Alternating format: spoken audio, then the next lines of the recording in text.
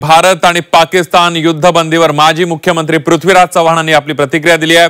भारत आणि पाकिस्तान युद्धविरामाचं पृथ्वीराज चव्हाण यांनी स्वागत केले। मात्र द्विपक्षीय चर्चेत भारत सरकारने आता पाकिस्तानवर कायमचा दहशतवाद संपवण्यासाठी दबाव वाढवला पाहिजे असं मत चव्हाण यांनी यावेळेला व्यक्त केलंय।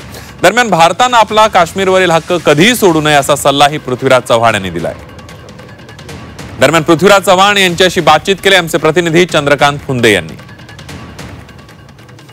आपल्यासोबत चर्चा करण्यासाठी आहेत राज्याचे माजी मुख्यमंत्री पृथ्वीराज चव्हाण साहेब। खरं तर एक पहिली गुड न्यूज मी तुम्हाला देईल सर, भारत आणि पाकिस्तानमध्ये सीज फायर झालेली, त्याच्यावर आपण पहिली प्रतिक्रिया घेऊ, नंतर बाकीचे इतर विषय आहेत। आताच 5 वाजता दुपारी 5 वाजता दोन्हीही भारत आणि पाकिस्तान यांनीही युद्धविराम करण्याचा निर्णय घेतलेला आहे।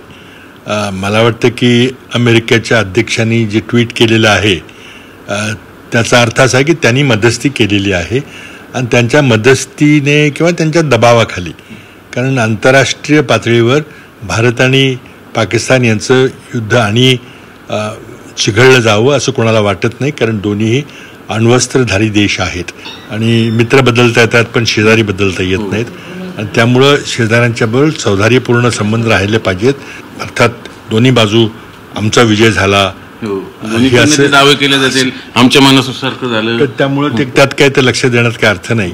परंतु मूलभूत पाकिस्तानने अशा प्रकारचे आतंकवादी हल्ले भारतावर केलेले आहेत ते ताबडतोब थांबले पाहिजे, ती मुळात अट असली पाहिजे, नाहीतर या सीज फायरला काही अर्थ नाही। व्हिडिओ जर्नलिस्ट विकी कांबळेसह चंद्रकांत फुंदे, जे मीडिया, पुणे।